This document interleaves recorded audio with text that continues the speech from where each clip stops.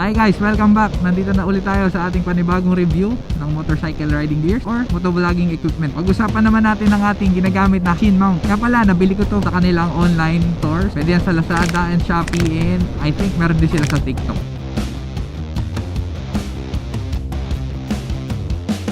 Guys, may nagtatanong sa atin at may nagpapareview sa atin ng ginagamit kong chin mount. Ang gamit kong chin mount from Hansi Additives, 3D printed chin mount, thermoplastic material, specific para sa ating HJC i71. So out of the box, ang mga laman nito ay itong mismong chin mount. Pangalawa ay yung extension arm, itong extension arm na to. Ang first extension arm is straight lang. Ang pangalawang extension arm ay angled extension arm. Yung isa pang laman ng box, itong screw natin, stainless steel to. And lastly, this tether. Ang una ko masasabi dito sa ating chin mount ay hindi siya conventionally produced katulad ng mga nakasanayan nating mga plastic materials. Kinaibahan niya, siya ay 3D printed.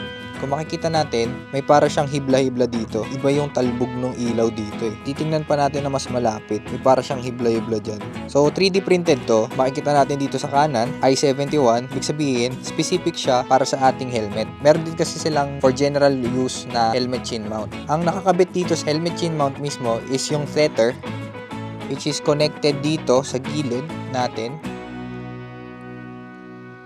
Ayan, lapitan natin. Connected siya dito. Nakatali yan. May butas yan dito. Tapos dyan mo parang ilock. Tapos ito yung tether na ididikit mo rin sa helmet.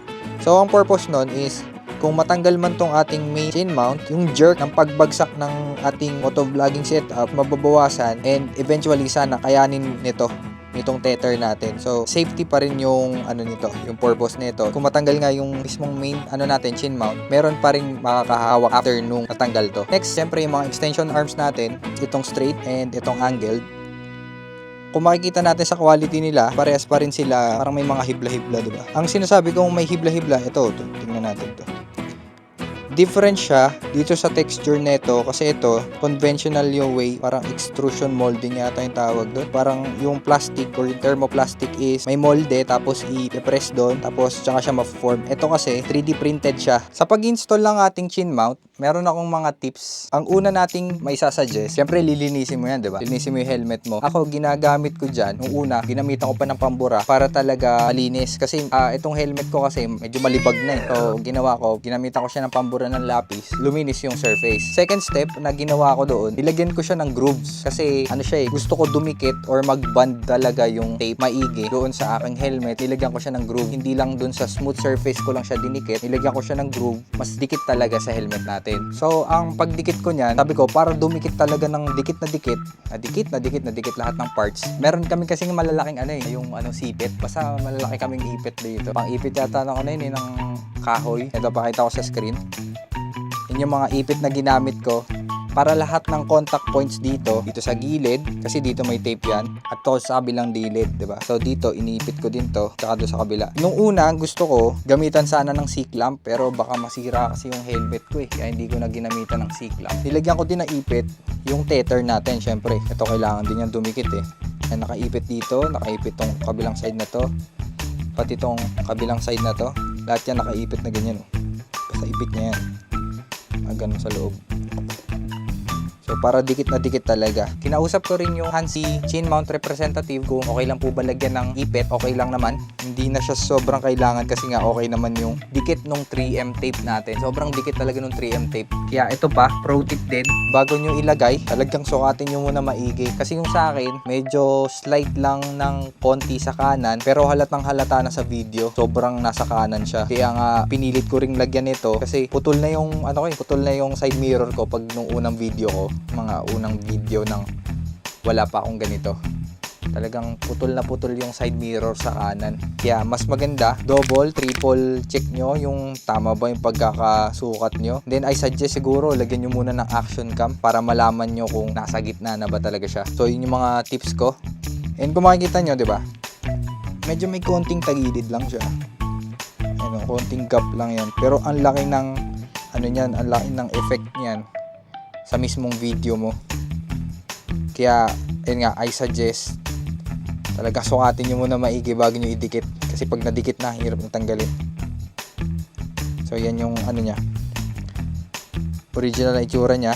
Yung tape na ginamit niya talagang makapit kasi hanggang ngayon padikit pa rin siya dito. Medyo may kabigatan din naman yung camera ko. Kayang i-hold yung weight ng camera ko, which is more or less 200 grams. Ganun yung bigat ng camera ko, and then kaya pa rin niyang hawakan. Pros ng Hansi chin mount is may lifetime warranty daw to. Pag nasira is kontakin nyo lang yung Hansi Additive, i-repair or i-replace nila yung item. Ang cons nito para sa akin nung una is pricey kasi yung mga generic lang na na pandikit or yung mga chin mount na generic lang less than 100, 200, may mga mahal na ng 300. So may alternative din naman na strap na chin mount katulad nung gamit ko dun sa isa kong helmet na strap lang. Pero ito kasi mas maganda to kasi yung visor mo dito masasarado mo kasi nga walang strap dito. Ito yung comparison. Ito yung isa nating helmet. Yung isa nating helmet pagka ganitong strap, diba, hindi mo siya masasarado. And minsan pag mabigat yung load dito, gumagalaw to, lumuluwag yan sa loob minsan dumudulas yan, kailangan mo higpitan na higpitan. Hindi katulad dito sa atin, fixed na siya, pwede mo isarado yung helmet mo. High quality yung ginamit nilang plastic material or thermoplastic material dito. Hindi naman ako expert sa pag 3D print pero feeling ko high density polymer yung ginamit nila dito. Ito kasing camera ko, 220 grams, kinakaya naman to ng Hansi chin mount given na marami pang nakadagdag dito, 220, siguro sabi mo na mga 230, 240 grams, no? Kinakaya naman ng dikit natin dito. So, ang hindi ko lang nagustuhan, or hindi ko alam kung calculated nila yon is kakaunti yung tape. May part lang to na naka-tape. Hindi lahat ng Hansi chin mount material natin ay may tape. Ang tape niya is bandad lang dito sa gilid. Siguro sabi mo dito, hanggang dito. Ito lang. So, walang tape yung gitna. Hindi ko alam kung dinesign talaga nila na ganon. So siguro designed nila yon para lumapat talaga. So ang quality, okay siya para sa price. Sa una lang manghihinayang ka kasi medyo pricey nga siya. Siguro pag tagal-tagal, maano mo din na okay nga ito. Lalo yung mga specific. Kasi kung hindi specific yon, natatanggalan ka lagi na natatanggalan. Parang mas maganda mag-invest ka na lang sa helmet specific talaga. And another, nadagdag ko pala, kung nagbe-blend talaga siya dun sa helmet mo. Ngayon, explain ko naman kung bakit ganito yung itsura ng ating setup kasi masyado siyang bulky and pangit siya tignan. Kaya naging ganito yung setup natin is, kung makikita mo, front, isa lang yung mata ng action cam natin. Nakikita kasi ng mga mata natin dito at saka dito. Siyempre pinagsasama ng utak natin yun. Kaya nabubuo yung isang image. Dito kasi, kung dito mo ilalagay, yung gagamitin mo lang tong angle and itong straight na to, ang diretso lang yan dito. Ang mangyayari dyan sa ating action cam, nasa gitna yung parang pinakamata ng action cam natin. Kasi ito yung center neto, diba? Ito, center ng ating helmet. So kung wala dito, wala yung ganyang setup ko, kung makikita natin, banda dito yung mata ng action cam natin, diba? So wala siya sa gitna. Kaya anong nangyari, gumawa pa ako ng paraan para lang mapagitna natin yung itsura ng ating view sa mga video. Gamit ako ng extension na to, isa, dalawa sa ilalim, itong 3 and 4 para tumaas pa siya. Kasi gusto kong makita sa mga videos natin na halos kung ano yung nakikita ko, dito ko siya nilagay. Ito yung gitna, diba? Pala sa setup ko na to, maraming screw na kailangan. So ang screw niyan, isa dito, 1, 2, 3, to 4 holder natin, at 5, 6 screws yung nagamit ko dito. Hey guys, ito ang view natin kapag wala pa yung offset extension arms o kaya wala yung contraption ko, yung straight lang na extension arms. Ito siya. Yung helmet ko sakto sa ulo ko na straight, di ba? Yan, nakikita nito pa kaliwa kasi nandito sa kaliwa yung natin lens, di ba? Ito dito. Ito gitna niya Ito yung gitna niya Ito sa kaliwa yung lens.